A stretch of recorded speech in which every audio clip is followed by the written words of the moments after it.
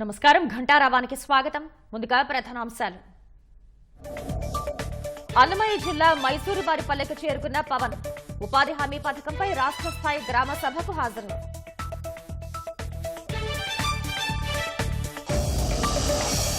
పరవాడ ఫార్మాసిటీలోని సినర్జన్ సంస్థలో ప్రమాదం. 4 కార్మికులకు గాయాలు, ఒకరి పరిస్థితి విషమం.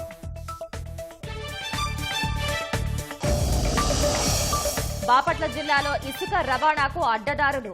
17 టైర్ బండ్లను స్వాధీనం చేసుకున్న అధికారులు.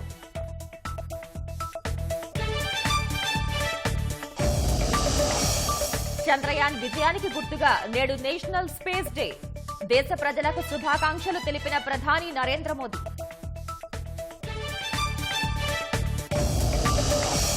పడవ ప్రమాదంలో మోర్గాన్ స్టాన్లీ చైర్మన్ దుర్మరణం.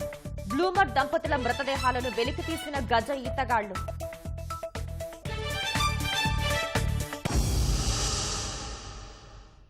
అనకాపల్లి జిల్లా పరవాడ జవహర్లాల్ నెహ్రూ ఫార్మాసిటీలో ప్రమాదం జరిగింది. సినర్జిన్ యాక్టివ్ ఇంగ్రీడియంట్ సంస్థలో అర్ధరాత్రి వేళ రసాయనాలు కలుపుతుండగా ప్రమాదం సంభవించింది. ఈ ఘటనలో 4 గాయపడ్డారు. వారిని విశాఖలోని ఓ ప్రైవేట్ ఆసుపత్రికి తరలించి చికిత్స అందిస్తున్నారు. క్షతగాత్రుల్లో ఒకరి పరిస్థితి విషమంగా ఉన్నట్లు వైద్యులు తెలిపారు. బాధితుల్లో ఒకరిని విజయనగరానికి చెందిన కెమిస్ట్ సూర్యనారాయణ, మరో 3 జార్ఖండ్కు చెందిన హెల్పర్లు లాల్ సింగ్, కోహర్, రోసాగా గుర్తించారు. రియాక్టర్లో కెమికల్ నింపుతున్న సమయంలో మ్యాన్హోల్ నుంచి ఉప్పొంగి ఎగసిపడింది. పైకప్పును తాకి కార్మికులపై పట్టంతో గాయాలయ్యాయి. జవహర్లాల్ నెహ్రూ ఫార్మాసిటీలో ప్రమాదంలో ముఖ్యమంత్రి ఆరా తీశారు. అధికారులతో మాట్లాడి వివరాలు తెలుసుకున్నారు. హోంమంత్రి అనితతో పాటు ఉన్నతాధికారులు వెంటనే ఘటనా స్థలిని సందర్శించాలని సీఎం ఆదేశించారు. గాయపడిన వారికి మెరుగైన వైద్యం అందేలా చూడాలని నిర్దేశించారు. విశాఖ ఇండస్ ఆసుపత్రిలో చికిత్స పొందుతున్న బాధితుల్ని MP CM Ramesh, MLA Panchakarla Ramesh Babu పరామర్శించారు. వైద్యుల రక్షణపై సుప్రీంకోర్టుతో పాటు కేంద్ర రాష్ట్ర ప్రభుత్వాల హామీతో జూనియర్ డాక్టర్లు సమ్మె విరమించడం పట్ల మంత్రి సత్యకుమార్ హర్షం వ్యక్తం చేశారు. ప్రజారోగ్య పరిరక్షణలో ఇబ్బందులు తలెత్తకుండా తిరిగి విధులకు హాజరు కావాలి అన్న ఆంధ్రప్రదేశ్ జూనియర్ డాక్టర్ సంఘం నిర్ణయాన్ని అభినందించారు. పని ప్రదేశాల్లో వైద్యులు, జూనియర్ డాక్టర్ల భద్రతకు ప్రధాని మోదీ సారథ్యంలోని ఎన్డీఏ ప్రభుత్వం కట్టుబడి ఉందన్నారు. వైద్యుల డిమాండ్లను పరిశీలించి చిత్తశుద్దితో అమలు చేస్తుందన్నారు.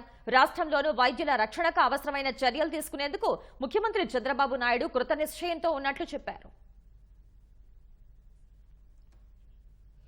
ఇసుక రవాణాకు అక్రమార్కులు కొత్త పంథా ఎంచుకున్నారు. టైరు బండి, ఎడ్ల బండ్లపై ఇసుక తీసుకెళ్లొచ్చన్న ప్రభుత్వ ప్రకటనతో ట్రాక్టర్లు పక్కన పెట్టి ఎద్దుల్ని కొనుక్కుని మరీ అక్రమంగా ఇసుక తరలిస్తున్నారు. బాపట్ల జిల్లాలో అక్రమ ఇసుక క్వారీలపై రెవెన్యూ అధికారులు దాడులు నిర్వహించారు. పాత చీరాల నుంచి పెద్ద మొత్తంలో అక్రమంగా ఇసుక తరలిస్తున్న 17 టైర్ బండ్లు, ఒక ట్రాక్టర్ను స్వాధీనం చేసుకుని చీరాల తహసీల్దార్ కార్యాలయానికి తరలించారు. అక్రమ ఇసుక రవాణాను ఉపేక్షించేది లేదని చీరాల తహసీల్దార్ గోపీకృష్ణ హెచ్చరించారు. వాళ్ళ ఉద్దేశం ఏంటంటే టైర్ బండ్లు అయితే ఎటువంటి కేసులు రాయరు, ప్రొవిజన్ లేదు అనే ఉద్దేశంతో ఈ ఎడ్ల బండ్ల ద్వారా ఇసుకని రాత్రి వేళల్లో అక్రమంగా రవాణా చేస్తున్నారు. నైట్ అంతా రెక్కి నిర్వహించి ఈ బండ్లన్నింటిని కూడా పట్టుకోవడం జరిగింది. ఇన్ కేసు వాళ్ళు కనుక ఈ చేయకపోతే వీటికన్నిటికీ కేసులు కట్టేసి కోర్టుకి అటాచ్మెంట్ ఇస్తాము రైతుల మీద. 17 బండ్లో ఒక 4 బండ్లు లోడ్ చేయడానికి సిద్ధంగా ఉన్న బండ్లను కూడా ఖాళీ బండ్లను తీసుకురావడం జరిగింది. అది ఒక ప్రైవేట్ ల్యాండ్లో నుంచి తోలుతున్నాం అన్నట్టుగా వాళ్ళు కూడా కొనుక్కున్నామన్నట్లు చెప్తున్నారు. కానీ ఆ సంబంధిత వ్యక్తి ఎవరు ఏంటి అని చెప్పడానికి కూడా వాళ్ళు సమాచారం ఇవ్వడానికి కూడా నిరాకరిస్తున్నారు. ఇసుక మాఫియాను అరికట్టేందుకు ప్రత్యేక చర్యలు చేపట్టినట్లు అల్లూరు జిల్లా కలెక్టర్ దినేష్ కుమార్ వెల్లడించారు. ఉచిత ఇసుక పాలసీ అమలు చేసేందుకు తీసుకుంటున్న ప్రత్యేక కార్యాచరణపై ఎస్పీ అమిత్ బర్దత్తో కలిసి వివరాలు వెల్లడించారు. ఆన్లైన్ దరఖాస్తుల ద్వారా రవాణా రుసుము కట్టి ఇసుక తీసుకువెళ్లవచ్చని చెప్పారు. ఇన్వాయిస్ లేని వాహనాలకు అనుమతి లేదన్నారు. ఇసుక అక్రమ రవాణాకు పాల్పడిన వారిపై కఠిన చర్యలు తప్పవని ఎస్పీ హెచ్చరించారు. సెప్టెంబర్ దాకా ముఖ్యమంత్రి వారిలో ఈ సిస్టమ్స్ లో కూడా ఇంకా పగడ్బందీగా ఎట్లాంటి దుర్వినియోగం కాకుండా మన శాండ్స్ ఇక్కడ డీవియేట్ చేసేసి అనవసరంగా ప్రజలకి అసౌకర్యంగా ఎక్కువ రేట్స్ చార్జ్ చేసిన ఈ మాఫియాకి మనం అరికట్టడానికి కొత్త ఒక పాలసీ గైడ్లైన్స్ 11th సెప్టెంబర్ నుంచి ప్రకటన చేస్తారు. దాని వరకు ఒక interim directions and interim guidelines ప్రభుత్వం ద్వారా ప్రతి కలెక్టర్ అండ్ ఎస్పీ ఫాలో చేయడానికి ఇవ్వడం జరిగింది. ఎటపాకాలో మండలంలో ఉంటుండే గుండాల సచివాలయంని ఒక డెసిగ్నేటెడ్ బుకింగ్ స్పాట్గా మనం డెసిగ్నేట్ చేయడం జరిగింది. నాకు ఇన్వాయిస్ కంటే ఎక్కువ డబ్బు కావాలని ఎవరినన్నా ఇబ్బంది పెడితే ఇమీడియట్గా ఒక గ్రివెన్స్ కంప్లైంట్ చేయడానికి ఒక నంబర్ ఇవ్వడం జరుగుతుంది. 1-800-599-4599 స్టేట్ లెవెల్లో ఇచ్చిన ఒక టోల్ ఫ్రీ నంబర్. ఈ నంబర్కు మీరు కంప్లైంట్ చేస్తే వితిన్ 24 అవర్స్లో ఈ కంప్లైంట్స్కి కావాల్సిన పరిష్కారం ఖచ్చితంగా చేయాలి. ఎన్టీఆర్ జిల్లా నందిగామ ఎమ్మెల్యే తంగిరాల సౌమ్యపై సామాజిక మాధ్యమాల్లో అసభ్యకర వీడియోలు పోస్ట్ చేసిన వైసీపీ నేత కరీముల్లాపై పోలీసులు కేసు నమోదు చేశారు. వైసీపీ హయాంలో నందిగామలో భారీ స్క్రీన్ ఏర్పాటు చేసి బహిరంగంగా వీడియోలను ప్రదర్శించడంపై విచారణ చేపట్టారు. అప్పట్లోనే ఈ ఘటనపై ఆమె పోలీసులకు ఫిర్యాదు చేసినా వారు పట్టించుకోలేదు. వారం రోజులుగా మళ్లీ వీడియోలను సామాజిక మాధ్యమాల్లో పెట్టడంతో ఆమె సోదరుడు శ్రావణ్ కరీముల్లాను ప్రశ్నించారు. దీంతో కరీముల్లా అతని కుమారుడు సాహెల్ శ్రావణ్ ను కులం పేరిట దూషించి దాడి చేశారు. దీంతో ఎమ్మెల్యే సౌమ్య వారిపై పోలీసులకు ఫిర్యాదు చేశారు. వైఎస్ఆర్ జిల్లా ప్రొద్దుటూరులో గురువారం రాత్రి టీడీపీ వైసీపీ వర్గీయుల మధ్య ఘర్షణ జరిగింది. 5గురు తీవ్రంగా గాయపడ్డారు. టీ తాగటానికి స్నేహితుడితో కలిసి కెఫేకు వెళ్లిన టీడీపీ నేత ఖలీల్ పై అక్కడే ఉన్న వైసీపీ నేతలు దుర్భాషలాడి రాళ్లు విసిరారు. దీంతో ఖలీల్తో పాటు అతని స్నేహితుడు తీవ్రంగా గాయపడ్డారు. ఇరు వర్గాలు ఒకరిపై ఒకరు పోలీసులకు ఫిర్యాదు చేసుకోవడంతో పోలీసులు కేసు నమోదు చేశారు. దీంతో వారి కార్యకర్తల కోసం టీడీపీ వైసీపీ నేతలు మద్దతుగా రావడంతో పోలీస్ స్టేషన్ వద్ద ఉద్రిక్తత నెలకొంది.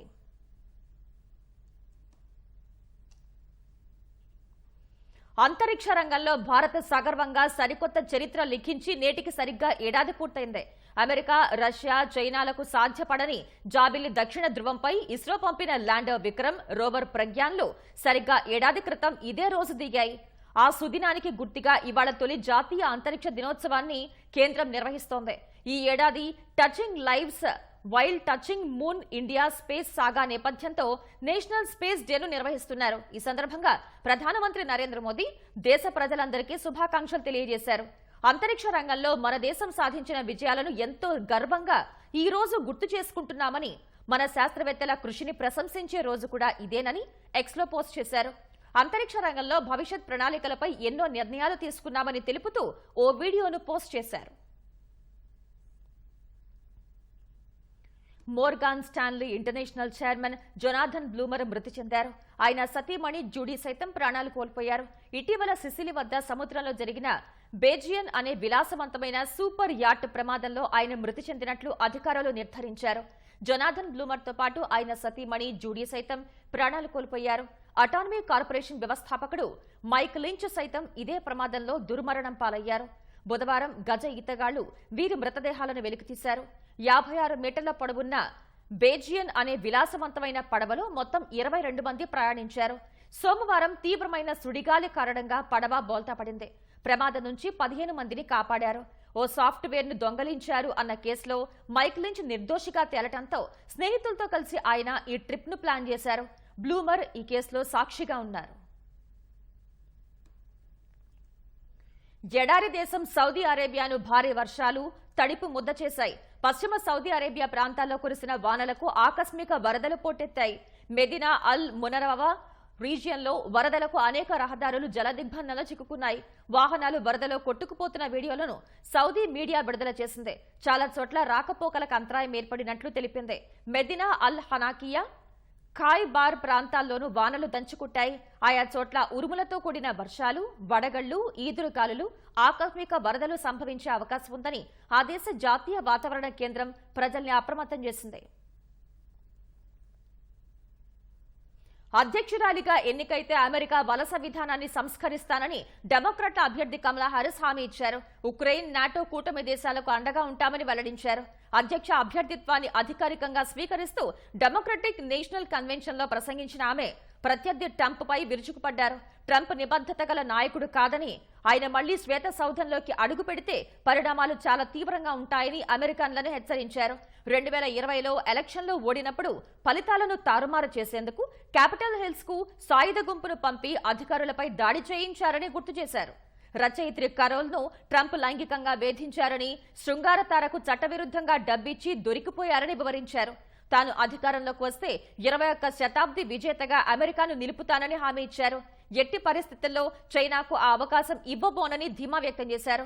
అమెరికాను మరింత బలోపేతం చేస్తామని, ప్రపంచ నాయకత్వాన్ని వదులుకోబోనని తెలిపారు.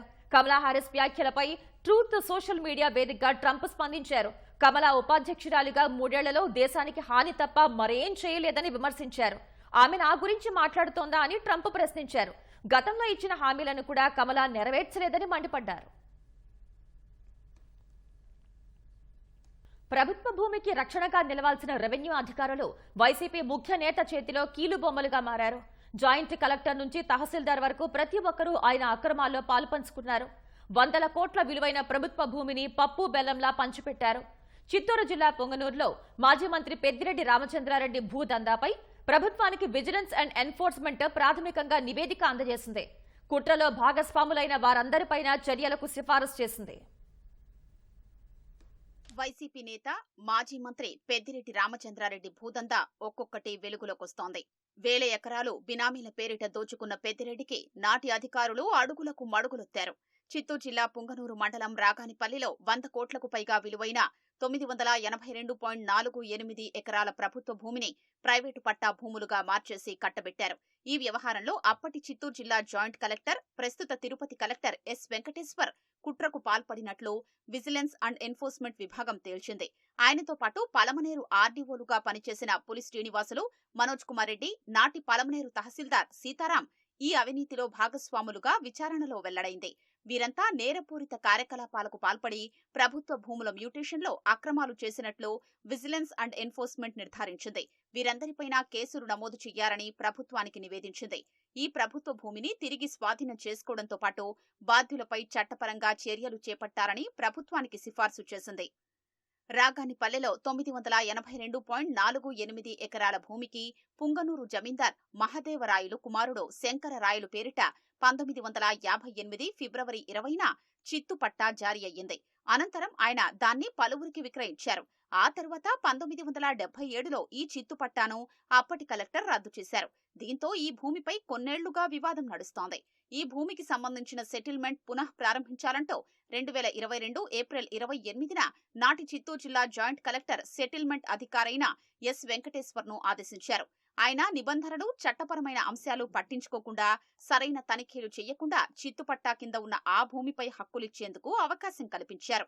మాజీ మంత్రి పెద్దిరెడ్డి దురుద్దేశంతోనే ఈ కుట్రకు పాల్పడ్డారని, ప్రభుత్వానికి తీవ్ర నష్టం కలిగించారని విజిలెన్స్ నివేదికలో స్పష్టం చేసింది.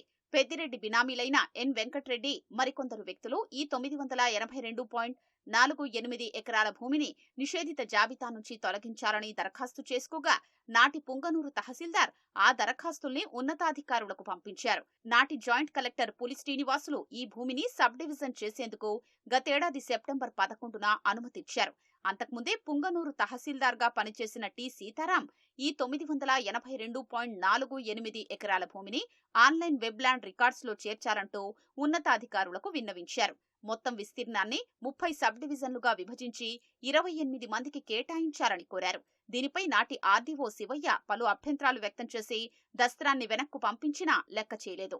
ఇలా తహసీల్దార్ మొదలుకొని కలెక్టర్ వరకు అంతా కలిసి 100 ఎకరాల ప్రభుత్వ భూమిని పెద్దిరెడ్డి బినామీల పరం చేశారు.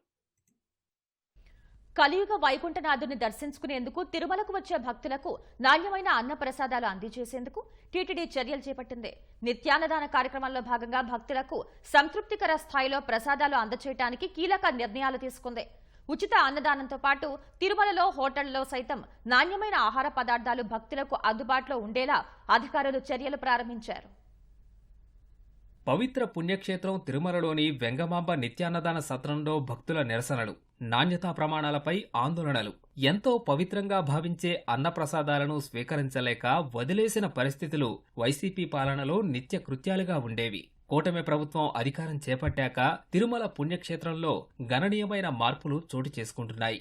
దర్శనాల్లో సామాన్య భక్తులకు ప్రాధాన్యత ఇచ్చిన టీటీడీ వారికి నాణ్యమైన ఆహార పదార్థాలు అందించడానికి ప్రత్యేక చర్యలు చేపట్టింది. రోజుకు 80,000 మందికి పైగా అన్నప్రసాదాలు అందజేస్తున్న వెంగమాంబ అన్నదాన సత్రంలో నాణ్యతా ప్రమాణాలను పెంచారు. ఉదయం 7 నుంచి రాత్రి 11 వరకు నిరంతరాయంగా సాగే అన్నప్రసాద వితరణలో నాణ్యతకు పెద్దపీట వేస్తోంది.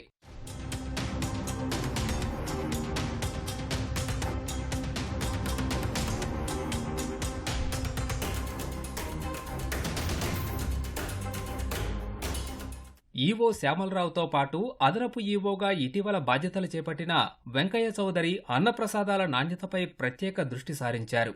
వెంగమాంబ అన్నదాన సత్రంలో అన్నప్రసాద వితరణలో కీలక నిర్ణయాలు తీసుకుంటున్నారు. ఉదయం 7 గంటల నుంచి రాత్రి 11 గంటల వరకు అల్పాహార వితరణ సాగుతోంది. గతంలో రాత్రి 10 గంటలకే నిలిపివేయడంతో పాటు నాణ్యత లోపించిన ఆహారాన్ని, ఒకే రకమైన పదార్థాలను అందజేసేవారు. కొత్త ప్రభుత్వం అధికారంలోకి వచ్చాక నాణ్యత పెంచడంతో పాటు ఆహార పదార్థాల సంఖ్యను పెంచారు. మధ్యాహ్నం 12 గంటల నుంచి సాయంత్రం 5 వరకు చేసే అన్నదానంలో మార్పులు చేశారు. అన్నదానానికి ముడిసరుకులు విరాళంగా ఇచ్చే దాతలతో సమావేశం నిర్వహించి నాణ్యమైన సరుకులు ఇవ్వాలని కోరడంతో పాటు బియ్యం సరఫరాదారులకు నాణ్యమైన బియ్యం ఇవ్వాలని ఆదేశాలు జారీ చేశారు. దీంతో వెంగమాంబ అన్నదాన సత్రంలో అన్నప్రసాదాల నాణ్యత గణనీయంగా పెరిగింది. వెంగమాంబ అన్నదాన సత్రంలో చోటు చేసుకున్న మార్పులపై భక్తులు హర్షం వ్యక్తం చేస్తున్నారు. సో ఇంట్లో ఎట్లా ఉందో ఫుడ్ హోమ్లీ ఫుడ్ లానే ఉంది. ఇంకా మా పిల్లలు కూడా వచ్చారు, మా పిల్లలు కూడా బాగా ఎంజాయ్ చేస్తారు ఫుడ్. గతంలో పోల్చుకుంటే భోజనం మెత్తగా కానీ ఏదో కూరలు కట్టి సరిగ్గా బాగాలేదు. కూటమి వచ్చిన తర్వాత కూరలు అన్నీ కూడా బాగున్నాయి. బయట భోజనం కంటే కూడా ఇక్కడ అన్న సమారాధన చాలా బాగుంది. అందరూ కూడా చాలా తృప్తిగా భోజనం చేసి వెళ్తున్నారు. చాలా సంతోషంగా ఉన్నారు అందరూ కూడా. అంతా బాగా ఉంది. అందరూ బాగా భోజనంగా తిరుపుగా తింటూ ఉంటారు. ఫుడ్ కూడా చాలా హైజీనిక్గా అండ్ చాలా నీట్గా ఉంది. ఎవ్రీథింగ్ కూడా టేస్టీగా ఉందని డెలిషియస్గా ఉన్నాయి పాస్తో పోల్చుకుంటే. ఈ టీటీడీ దేవస్థానంలో ఏ వ్యవస్థలో కూడా అన్నీ మంచిగానే ఉన్నాయి.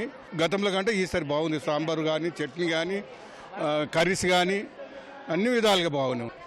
నేను ఏప్రిల్లో సేవకు వచ్చాను. అప్పుడు ఫుడ్ అది కానీ అస్సలు బాగాలేదు. అసలు మజ్జిగ అయితే నీళ్లు పోసినట్టుంది. అన్నం కూడా అస్సలు బాగాలేదు. ఇవాళ పెరుగులా ఉంది, చాలా బాగుంది. బియ్యం రైస్ కూడా చాలా బాగున్నాయి. ఫుడ్ చాలా కొంచెం మనుషులకు కూడా మర్యాద ఇస్తున్నారు. గతంలో రైస్ చూస్తే కొద్దిగా మెత్తగా ఉంటుండే, ఇప్పుడు సన్న బియ్యం పెట్టారు. చాలా బాగుంది, అద్భుతంగా ఉన్నాయి. గతంలో సాంబారు ఆ గుమ్మడికాయలతో ఏదో చేసేవాళ్ళు, అది కొద్దిగా భక్తులకు ఇబ్బందిగా ఉండే. ఇప్పుడు చాలా చక్కగా పప్పు కానీ కర్రీ కానీ అన్నీ బాగున్నాయండి. మేము ఎవ్రీ ఇయర్ కంపల్సరీ వస్తాము. మన వెంగమాంబలో కంపల్సరీ ఇక్కడ అన్నం భోజనం చేస్తాం. గతం కంటే మంచిగా ఉంది రైస్.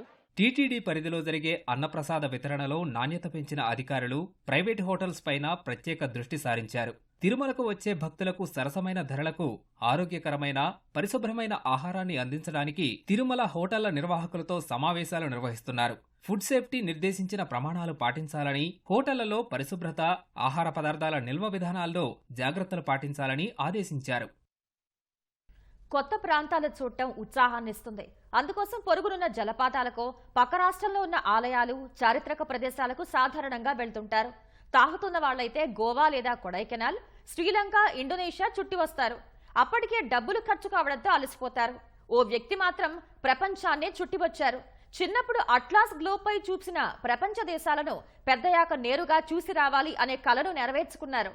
వృత్తిరీత్యా అమెరికాలో స్థిరపడిన తెలుగు వ్యక్తి భారత్లోని అన్ని రాష్ట్రాలతో పాటు ప్రపంచంలోని 195 దేశాలు చుట్టివచ్చిన ఘనత సొంతం చేసుకున్నాడు.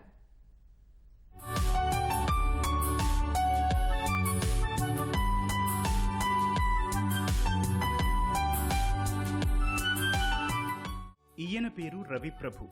పుట్టింది ఒడిషా, పెరిగింది విశాఖ. ఉన్నత విద్య అభ్యసించింది హైదరాబాద్, స్థిరపడింది అమెరికా. హైదరాబాద్ కేంద్రీయ విశ్వవిద్యాలయంలో ఎంఏ పొలిటికల్ సైన్స్ పూర్తి చేశారు. ఉన్నత విద్య కోసం 1996లో అమెరికా వెళ్లి ఎంబీఏతో పాటు ఇన్ఫర్మేషన్ సిస్టమ్స్ లోనూ కోర్సులు పూర్తి చేసి ఉద్యోగం సంపాదించారు. 28 ఏళ్లుగా అమెరికాలోనే ఉంటున్నా ఏటా 2 సార్లు స్వదేశానికి వస్తుంటారు. ప్రయాణమంటే ఇష్టపడే రవి ప్రభు ఇంట గెలిచి రచ్చ గెలవాలన్నట్లు దేశంలోని అన్ని రాష్ట్రాలు, కేంద్రపాలిత ప్రాంతాలు చూసొచ్చారు. ప్రపంచంలోని అన్ని దేశాలు చుట్టి రావడానికి 27 ఏళ్లు పట్టింది. ఓవైపు ఉద్యోగం చేసుకుంటూనే ప్రపంచం చుట్టి రావాలనే ఉద్దేశంతో సమయం దొరికినప్పుడల్లా ఓ దేశానికి వెళ్లేలా ప్రణాళిక వేసుకున్నారు.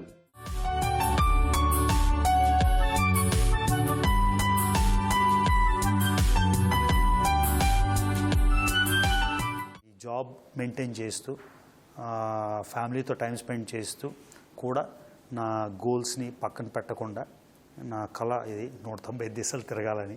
అంటే మొదటి నుంచి ఆ కళ లేకపోయినా ఒక 10 ఏళ్ళు లేక 50 ఏళ్ళు దావని, 50 ఏళ్ళు లేక 100 ఏళ్ళు దావని అలా పెంచుకుంటూ మొత్తానికి 195 దేశాలు అయితే కంప్లీట్ చేసేసి, నాకు తెలిసి తెలుగులో ఎవరు లేరు. 13 కోట్లు 15 కోట్లు జనాభాలోని ఒక్కడే అవడం అంటే కొంచెం స్పెషల్ ఫీలింగ్. అంతేకాకుండా మీకు నెంబర్ చెప్తాను, 663 మంది అంతరిక్షంలోకి వెళ్ళారు, 6,600 మంది మౌంట్ ఎవరెస్ట్ ఎక్కారు. కానీ అన్ని దేశాలు తిరిగిన వాళ్ళు కేవలం 280. ఆ 280 850 కోట్లలో నేను కూడా ఒకడు అవడం, అందులో ఒక తెలుగువాడు అవడం చాలా సంతోషంగా అనిపిస్తుంది. ఒకసారి తల్లిదండ్రులతో కలిసి భూటాన్ వెళ్లిన రవి ప్రభును అక్కడి భౌగోళిక అందాలు, ప్రజల వేషధారణ, మాట తీరు ఆకట్టుకుంది. దీంతో ప్రపంచంలో ఎన్ని అందాలు దాగున్నాయో తెలుసుకోవాలనుకున్నారు. అందుకోసం ఒక్కో దేశాన్ని చుట్టి రావాలనుకుని సంకల్పించారు. కొన్నిసార్లు చేదు అనుభవాలు ఎదుర్కొన్నారు రవి. సౌత్ సూడాన్లో అంతర్గత ఘర్షణలతో వారం పర్యటన త్వరగా ముగించుకున్నారు. పాలస్తీనా, ఇజ్రాయెల్ మధ్య ఉద్రిక్తతల వేళ పలుమార్లు సందర్శించారు. లెబనాన్ మీదుగా సిరియా వెళ్లే క్రమంలో ఏకంగా అక్కడి ఆర్మీ రవిని అరెస్టు కూడా చేసింది.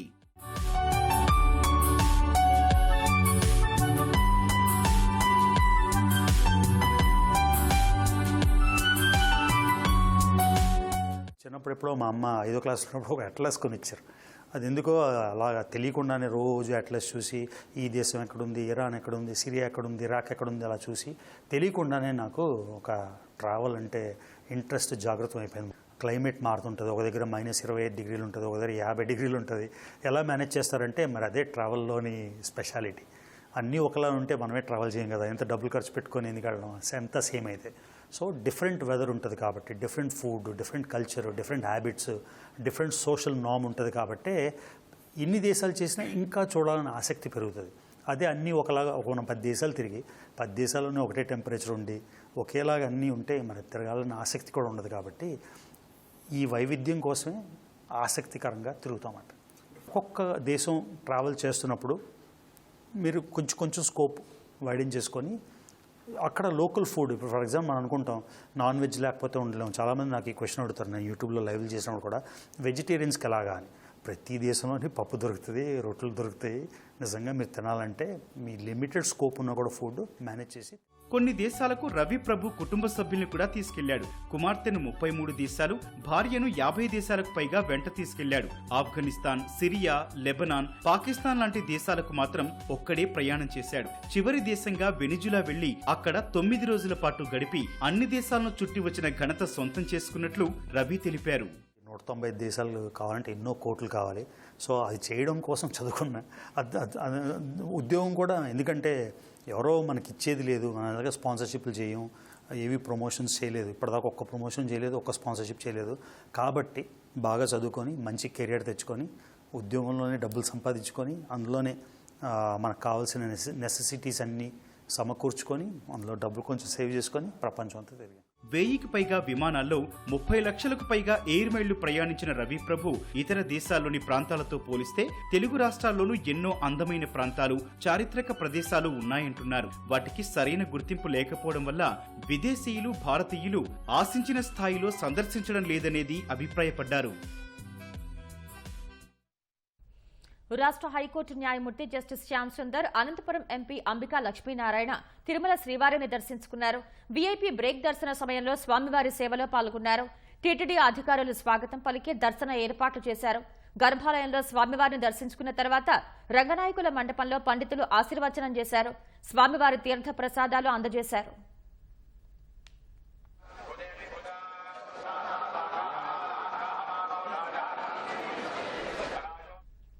పరిశ్రమల్లో వరుస ప్రమాదాలు కార్మికులు, స్థానిక ప్రజల్ని భయాందోళనకు గురిచేస్తున్నాయి. జనావాసాల మధ్య ఏర్పాటైన పరవాడ జేఎన్ ఫార్మాసిటీతో పాటు అచ్యుతాపురం సెజ్లో కలిపి 138 ఫార్మా పరిశ్రమలున్నాయి. వీటిలో సుమారు 40,000 మంది పనిచేస్తున్నారు. మండే స్వభావం గల సంస్థల్లో అధికారులు తనిఖీలు సరిగ్గా చేపట్టకపోవడంతో భద్రతా ప్రమాణాలపై పర్యవేక్షణ కొరవడిందన్న విమర్శలు వ్యక్తమవుతున్నాయి. ఔషధ ఉత్పత్తుల తయారీలో కీలక యంత్రాలైన రియాక్టర్లు ఒత్తిడికి గురై పేలుడు సంభవిస్తే ఆ ప్రమాద తీవ్రత చాలా భయంకరంగా ఉంటుంది. పేలుడు ధాటికి అధిక ఉష్ణోగ్రతతో మండుతున్న రసాయనాలు బయటకు చిమ్మడం, దట్టమైన పొగలు, మంటలు చెలరేగడంతో అక్కడ పనిచేస్తున్న వారు అగ్నికీలల్లో కాలిపోయో, శ్వాస ఆడకనో చనిపోతున్నారు. వీరిపై ఆధారపడ్డ కుటుంబాలు పెద్ద దిక్కును కోల్పోయి వీధిన పడుతున్నాయి. ప్రమాదాల తర్వాత కంపెనీల యాజమాన్యాలు పరిహారం చెల్లించి చేతులు దులుపుకుంటున్నాయి. అచ్యుతాపురం సెజ్లోని ఎసెన్షియా కంపెనీలో జరిగిన పేలుడు ఘటనతో ఫార్మా సంస్థల్లోని భద్రతపై కార్మికుల్లో ఆందోళన వ్యక్తమవుతోంది.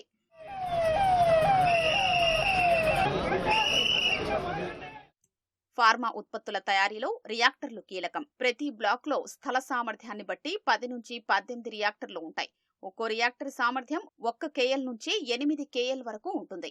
ముడి రసాయనాల్ని రియాక్టర్లోకి పంపాక అక్కడ జరిగే చర్యను బట్టి సరిపడా ఉష్ణం లేదా శీతలాన్ని పంపించి ఔషధాల్ని తయారు చేస్తారు.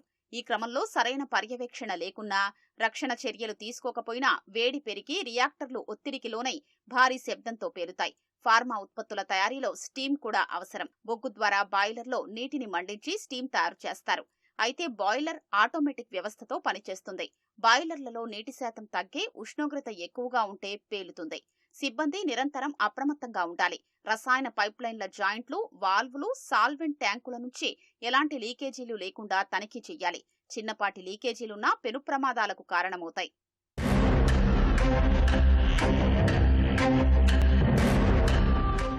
రియాక్టర్ల వద్ద పనిచేసే వారికి ఆక్సిజన్తో కూడిన ఫైర్ కోట్ చాలా ముఖ్యం. మొత్తం శరీరాన్ని కప్పి ఉంచే ఈ ఫైర్ కోట్ ప్రమాదాల వేళ తప్పించుకోవడానికి రక్షా కవచంగా ఉపయోగపడుతుంది. రియాక్టర్ మ్యాన్హోల్ నుంచి రసాయనాలు అధిక ఉష్ణంతో బయటకు ఎగసిపడినప్పుడు సిబ్బంది ఫైర్ కోట్ ధరించి ఉంటే మంటల ప్రభావం తక్కువగా ఉంటుంది. అగ్నికీలలు సూట్ను ఆవరించవు. బయటకు పరిగెత్తి ప్రాణాలతో మిగలొచ్చు. అయితే ఈ ఫైర్ కోట్ ఖరీదు లక్షల్లో ఉండడంతో చాలా పరిశ్రమల యాజమాన్యాలు వీటిని ఇవ్వడం లేదని కార్మిక నేతలు ఆరోపిస్తున్నారు. అగ్ని ప్రమాదాల్ని నియంత్రించే ఫోమ్, డ్రై కెమికల్ పౌడర్లను పలు కంపెనీలు సరిపడా నిల్వ ఉంచుకోవడం లేదు. దుర్ఘటనలు జరిగినప్పుడు భద్రతా పరికరాల్ని ఇతర కంపెనీల నుంచి తెచ్చుకుంటున్నారు. ఈలోగా ప్రమాద తీవ్రత పెరిగి కార్మికుల ప్రాణాలు గాల్లో కలిసిపోతున్నాయి. సామర్థ్యాన్ని బట్టి ఒక్కో రియాక్టరు ధర 10 లక్షల నుంచి 1 కోటి వరకు ఉండడంతో కొన్ని సంస్థలు కాలం చెల్లిన రియాక్టర్లను వినియోగించడం, వేతనాలు తగ్గించుకోవడం కోసం సరైన శిక్షణ, నైపుణ్యం లేని కార్మికుల్ని నియమించుకోవడం ప్రమాదాలకు కారణాలుగా కార్మిక నేతలు చెబుతున్నారు. విశాఖ జిల్లా భీమునిపట్నం కస్తూర్బా పాఠశాలలో జాతీయ అంతరిక్ష దినోత్సవాన్ని ఘనంగా నిర్వహించారు. Sarva Shiksha Abhiyan additional project coordinator Srinivasarao, బాలికా శిశు అభివృద్ధి అధికారిణి షేక్ ఖలీసా బేగం ముఖ్య అతిథులుగా పాల్గొన్నారు. చంద్రమండలం, గురుత్వాకర్షణ శక్తి, అంతరిక్ష పరిశోధనలపై అధ్యాపకులు సహాయంతో అవగాహన పొందామని విద్యార్థులు తెలిపారు. శాస్త్రవేత్తలు సాధించిన విజయాల స్ఫూర్తితో 2 ఏళ్ల కిందట ఓ ఇంజనీరింగ్ కళాశాలలో ఏర్పాటు చేసిన స్పేస్ వీక్లో ప్రదర్శన ఇచ్చామని తెలిపారు. ఎగ్జిబిషన్లో విద్యార్థుల ప్రతిభ చూసిన ఇస్రో శాస్త్రవేత్తలు పాఠశాలకు స్వయంగా వచ్చి విద్యార్థులను అభినందించారని ప్రిన్సిపల్ తెలిపారు. మనం ఈ రాకెట్స్ ని, శాటిలైట్స్ ని అంతరిక్షంలోకి ఎందుకు పంపిస్తున్నామంటే, ఒకవేళ భూమి మీద ప్రజలు నివాసం ఎక్కువైతే మనం స్పేస్ లోని అంతరిక్షంలో నివసించడానికి అవకాశాలు ఉన్నాయా అని చూడడానికి మనం శాటిలైట్స్ ని, రాకెట్స్ ని పంపిస్తున్నాం. అందులో భాగంగా మూన్ మీదకి చంద్రయాన్ 1 ని పంపించాం. చంద్రయాన్ 1 ఏం చెప్పిందంటే, దక్షిణ ధ్రువంలో వాటర్ ఉంది, ఇక్కడ క్రాకర్స్ ఉన్నాయి, ఇక్కడ ప్రజలు నివసించడానికి అవకాశం ఉంది అని చెప్పింది. చంద్రయాన్ 2 95% సక్సెస్ఫుల్ గా ల్యాండ్ అయింది. 5% విక్రమ్ ల్యాండర్ వల్ల క్రాష్ ల్యాండ్ అయింది. చంద్రయాన్ 3 సక్సెస్ఫుల్ గా ల్యాండ్ అయింది సౌత్ పోల్ లో. ఇప్పటి వరకు ఏ దేశాలు కూడా సౌత్ పోల్ లో ల్యాండ్ అవ్వలేదు. ఇంకా చంద్రయాన్ 4 2028 లో జపాన్ వాళ్ళు, మన దేశం వాళ్ళు కలిసి పంపించాలని చూస్తున్నాం. నా 10th లోనే ఒకసారి రఘు ఇంజనీరింగ్ కాలేజ్కి వెళ్ళాను. రఘు ఇంజనీరింగ్ కాలేజ్లోనే మేము ఎస్ఏ రైటింగ్స్ అని, డ్రాయింగ్ కాంపిటీషన్స్ అని, క్విజ్ కాంపిటీషన్స్ అని పార్టిసిపేట్ చేశాము. ఇస్రో స్పేస్ వీక్లోకి వెళ్ళి రఘు ఇంజనీరింగ్ కాలేజ్లో పార్టిసిపేట్ చేసినప్పుడు మాకు చాలా హ్యాపీగా ఉంది. ఇంకా ఇస్రో గురించి ఏమైనా ఉంటే తెలిసినట్టు బాగుంది అని మా ఫీలింగ్ వచ్చింది. నా ఎయిమ్ అగ్రికల్చర్ ఆఫీసర్, బట్ సడన్గా ఒకవేళ అగ్రికల్చర్ ఆఫీసర్ అంటే అవ్వలేకపోతే ఐఎమ్ బికమ్ సైంటిస్ట్. చంద్రయాన్ 3 అంటే మనం స్పేస్లోకి పంపిస్తున్నాం, మూన్ మీద ఏముందో చూసుకుంటున్నాం. అందులోని ఫస్ట్ ఆఫ్ ఆల్ చంద్రయాన్ 3ని LVM-3 M4 అనే వెహికల్ ద్వారా పంపించారు. స్పేస్లోకి వెళ్ళాక ఓన్లీ ప్రపోర్షనల్ మాడ్యూల్ అనేది ఉంటుంది. అందులోని ప్రపోర్షనల్ మాడ్యూల్ ఏమో ల్యాండర్ని తీసుకెళ్తుంది మూన్ దగ్గరికి. మూన్ దగ్గరికి తీసుకువెళ్ళిన తర్వాత ల్యాండర్ అనేది సేఫ్ ల్యాండింగ్ అవుతుంది మూన్ మీద. దాని తర్వాత ల్యాండ్ అయిన తర్వాత రోవర్ అనేది ల్యాండర్ నుంచి బయటకు వచ్చి ఆటోమేటిక్ సెన్సార్ ద్వారా మూన్ మీద ఎటువంటి యాక్టివిటీస్ అనేవి జరుగుతున్నాయి అవన్నీ కూడా రీసెర్చ్ చేసి మనకి శాటిలైట్స్ ద్వారా మళ్ళీ మనకి ఎర్త్ మీదకి సిగ్నల్స్ పంపిస్తాయి. And GSLV M4 rocket